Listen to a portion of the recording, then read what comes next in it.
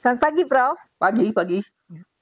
Pada kesempatan lalu, Prof pernah mengatakan bahwa salah satu tokoh atau filsuf yang sangat berpengaruh di bidang etika itu kan Emmanuel Levinas. Ya. Nah, sebenarnya dikatakan di situ Levinas itu mengatakan bahwa dasar tingkah laku atau kehidupan kita baik secara individu maupun sosial dan bernegara itu landasannya adalah etika. Nah, benar begitu, Prof? Ya, benar.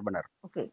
Nah, yang membuat saya miris itu akhir-akhir ini kan kita bisa dikatakan krisis etik ya, Prof ya. Ya. Nah, itu kenapa sampai terjadi gitu, Prof? Begini, tadi kan dikatakan bahwa dari pemikiran Levinas itu bahwa semua tindakan itu ya, termasuk dalam ilmu pengetahuan, termasuk dalam profesi itu adalah etik ya. Jadi perlunya melakukan tugas itu, ucapan dan tugas itu secara etik. Dan kemudian ya di dalam ilmu pengetahuan itu kan juga sebenarnya ada etiknya. Semua bidang profesi itu ada etika kedokteran, ada etika jurnalis, ada etika macam-macam. Apalagi misalnya seorang presiden atau pejabat-pejabat tinggi negara, mereka memang harus mempunyai etika itu. Jadi etika itu yang dikatakan oleh Emmanuel Levinas itu dia sebenarnya kan dasar untuk semua tindakan. Dasar untuk bisa yang dia istilahnya itu kan etika itu disebut istilahnya itu protefilosofia ya. Protefilosofia ternyata filsafat yang paling utama menjadi dasar untuk semua ilmu pengetahuan, semua tindakan. Makanya dia mengatakan istilahnya itu etika itu sebagai ontologi. Problem ini mungkin sebenarnya yang menjadi sangat penting sekarang dalam kondisi kita yang memang menjadi banyak menjadi keprihatinan ya.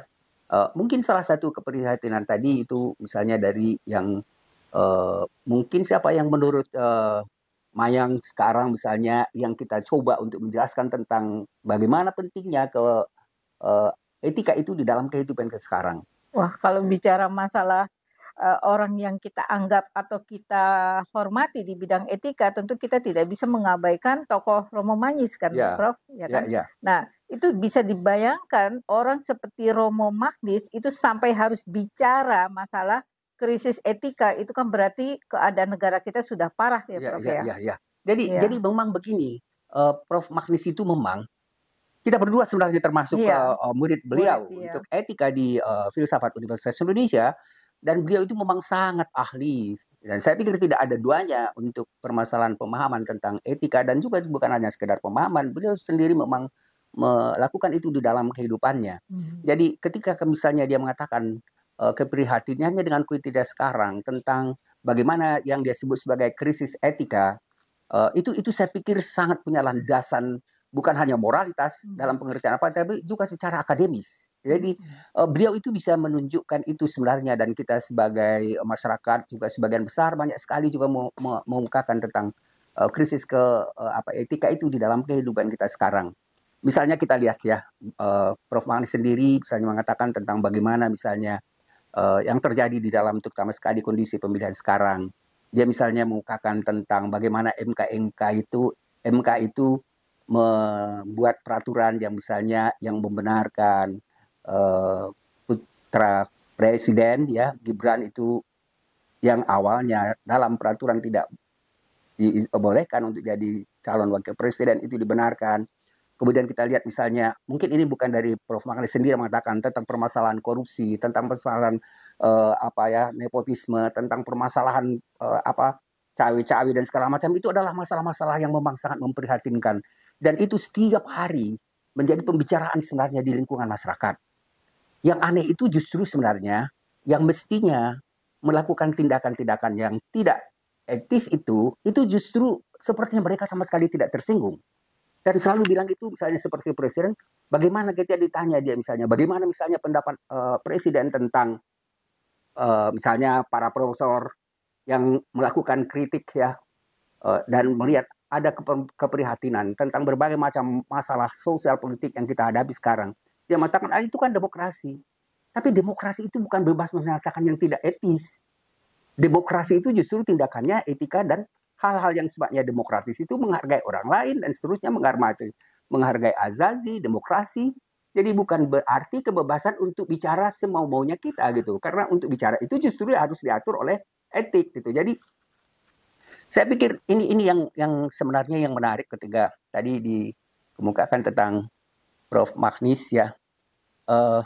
Saya bukan hanya sekedar beliau itu sebagai Dosen gitu ya. dosen saya, don kita, karena sempat sama-sama sampai sekarang tim dosen sama saya di program doktor ilmu kepolisian ya, dan cukup lama saya tim dengan Prof.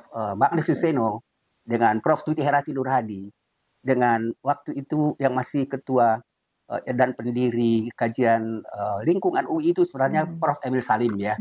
Jadi itu sebenarnya seperti orang tua, bukan hanya lagi sebagai guru saja, sebagai dosen saja, tetapi Prof. Magnis itu memang sangat, menurut saya sangat wajar untuk dijadikan sebagai contoh ya untuk pelaksanaan apa yang disebut ada dengan etik itu.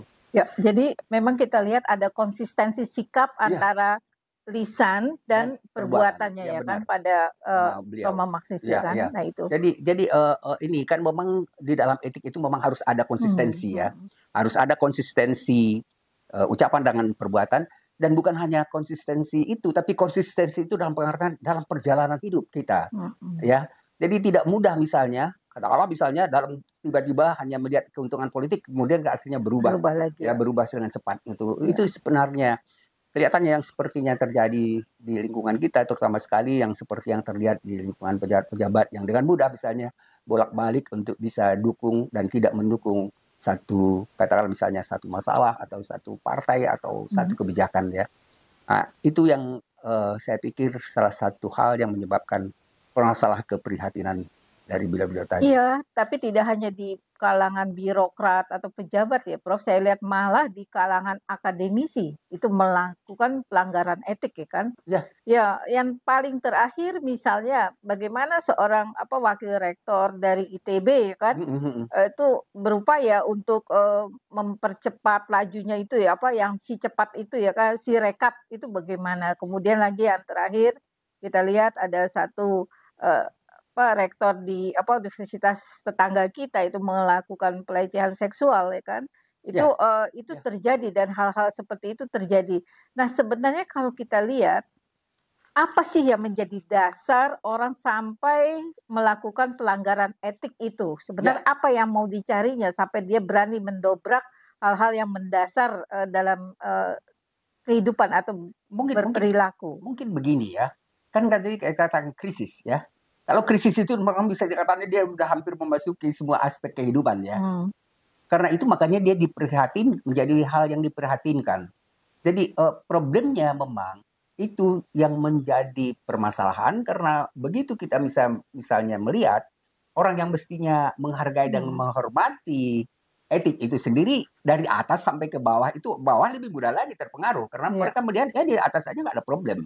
Mau melakukan apapun sepertinya hal dianggap biasa gitu. Jadi begitu kita katakan memang itu masa krisis, itu memang bisa terjadi ya.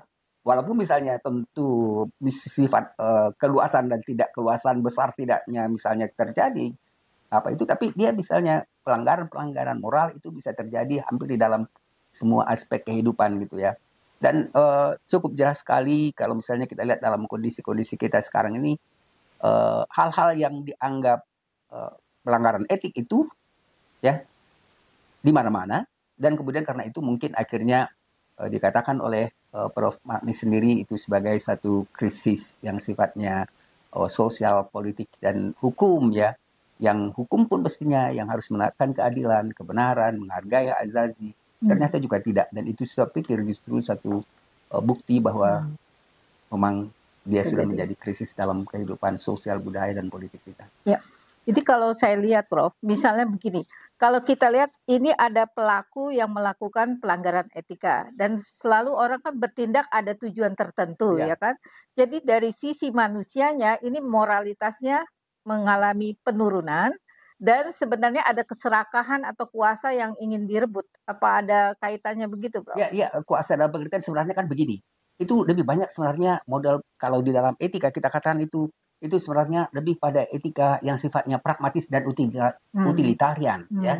Jadi pragmatis itu artinya kan dia melihat apa yang lebih bermanfaat ya. Utilitarian itu juga sebenarnya salah satu bentuk juga model pragmatisme. Jadi apa yang bisa bermanfaat, apa bisa yang menyenangkan diri, apa yang bisa ini yang memenuhi keinginan, itu justru menjadi pertimbangan. Padahal kalau moralis itu mana yang baik, mana yang buruk, yang dikerjakan adalah yang baik gitu ya. Apalagi kalau tadi sebelumnya kita bicarakan misalnya tentang pemikiran dari Emmanuel Levinas, ya. Emmanuel Levinas itu model etikanya itu disebutnya sebagai etika deontologi, etika kewajiban. Jadi misalnya di dalam pemikiran Islam sebenarnya itu jelas sekali pemikiran deontologi dari Emmanuel Levinas yang berasal sebenarnya itu dari Immanuel Kant, itu seperti etika di dalam agama terutama sekali Islam. Ya kalau itu hal yang wajib, ya wajib dilakukan gitu kan. Tidak ada pertimbangan-pertimbangan yang lain, dan itu makanya dikatakan oleh Emmanuel Levinas dan juga misalnya seperti Kant itu disebut sebagai etika deontologi, karena apa yang akan diharuskan etik berdasarkan misalnya moral, ya berdasarkan agama, tidak ada pertimbangan-pertimbangan lain selain daripada melakukan itu. Jadi ada kata kunci yang yang sangat tegas misalnya dari apa yang kita sebut tadi dengan etika deontologi itu. Oke. Jadi bisa disimpulkan bahwa moralitas dan etika itu sebenarnya suatu hal yang tidak bisa ditawar-tawar dalam kehidupan kita, Prof. Ya, itu dalam pemikiran seperti kita katakan tadi misalnya baik misalnya Kant ya, kemudian juga misalnya pemikiran dari Emmanuel Levinas dan juga di dalam pemikiran yang ajaran lain. Islam ya. Ya, baik. Baik, terima kasih Prof. Ya, sama-sama terima kasih juga.